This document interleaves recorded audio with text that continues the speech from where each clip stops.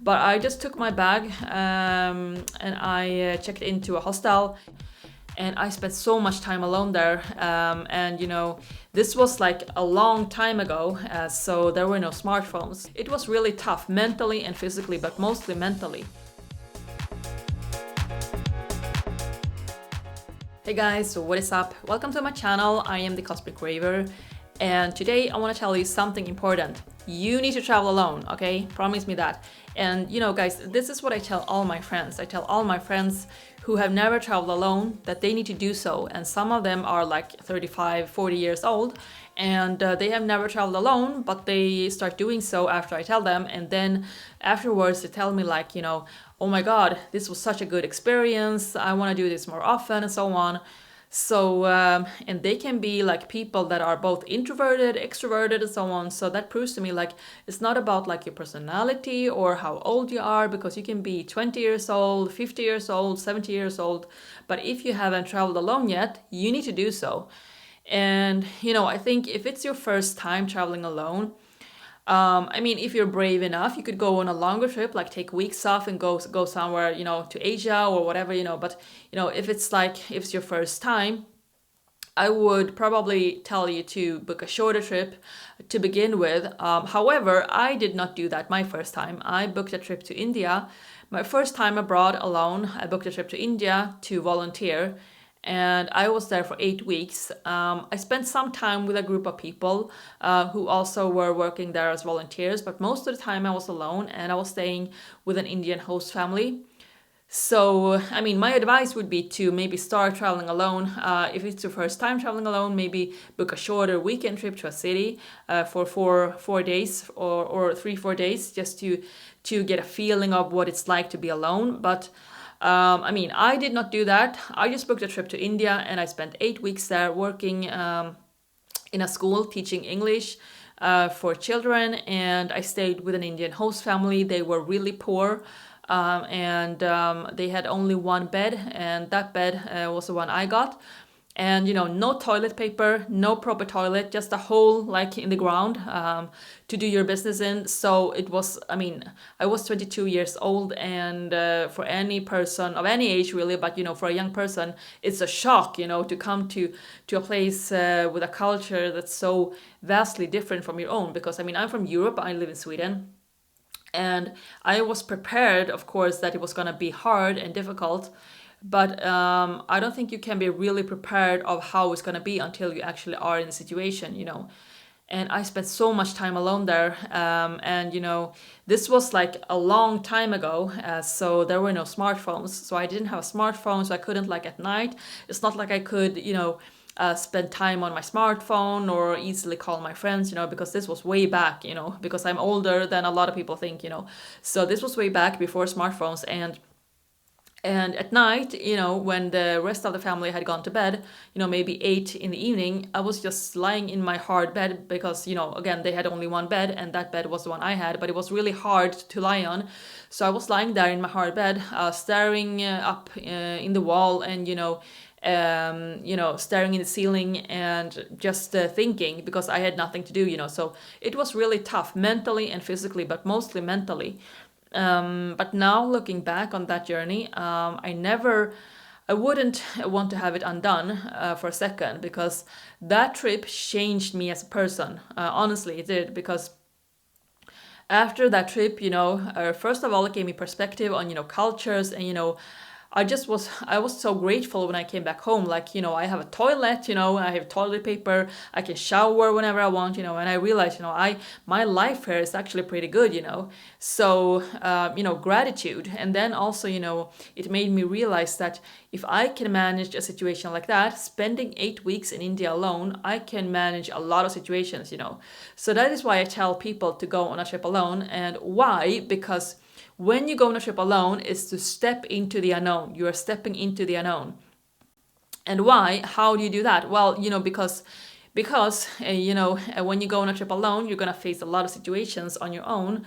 Whereas if you are going with a friend, you always have someone to bounce ideas with, or if you encounter a problem, you can always discuss the problem with them and so on. But if you are alone, you have to discuss those things with yourself. You have no one to discuss them with.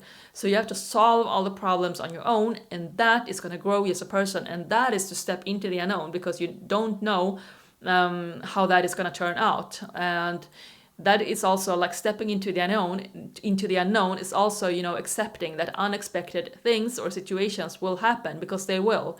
No matter if you are mentally prepared, you will encounter situations you have never prepared for. But that is only gonna make you, it's gonna boost your confidence, and you will be able to manage. No matter what happens, you will be able to manage that, because you don't have a choice. So, and that also, that's also, to learning to accept that you cannot control everything that happens in life. You cannot control everything that happens in life, because it's not possible. Even if you're into the law of attraction or manifestations. And by the way, I have a lot of videos on the law of attraction. I will post a playlist to those videos in the description box here. But anyway, if you're into the law of attraction and you want to manifest your dream life, and you have specific goals, no matter if it's like, getting a specific job, or you have a goal like, I want to meet my specific person and start a family, whatever it is, you have goals in life. But you, like, as long as you are afraid and feel fear, it's gonna be much more difficult for you to reach those goals, because fear is often the one thing that is stopping you or limiting you from reaching your goals, because you're afraid of what's gonna happen if I do this, if I take action like this, and I fail, what's gonna happen. So fear is one thing that is definitely blocking you, and blocking a lot of people when it comes to reaching their goals. So and one way to tackle that is to travel alone, because you become less afraid of unknown situations, and you become less afraid of failing in life, because after a trip alone, you will have encountered difficult situations alone, which you have handled, and you realize that there is nothing to fear. But then again, of course, if you go on a trip alone, of course you have to be like a little bit like on guard, like you have to watch yourself, so that nothing happens, and you need to be secure and safe, and and so on and so on. So don't take stupid risks just because you want to grow as a person. But yeah, common sense. But other than that, going on a trip alone is definitely gonna make you more grounded in yourself, and that's gonna boost your confidence.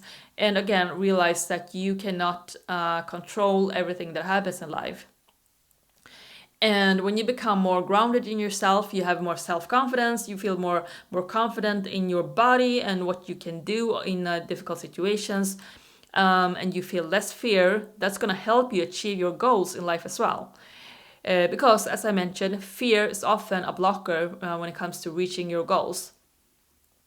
And so, so again, I went to India. I was 22 years old. It was very hard, but I did not regret it. And I have never regretted going there, because it taught me so much, and I came back as a whole new person, And I have also lived in London. I went to London when I was 25 years old to study and to work. And I just went there. I spent the first night at a hostel. I had no place to stay for a longer period of time. I just spent the night at a hostel with my bag.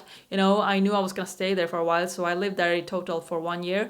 But I just took my bag and I checked into a hostel, with these where you have to share with 10 other people and sleep in a bunk bed, And I had no idea where to stay. I didn't even know what website to go look for places to stay, so I had no clue, and that was also very challenging. And I was also very depressed the first weeks of living in London, because I had no friends. I was on my own, I had no idea about anything, so I was actually quite depressed the first couple of weeks.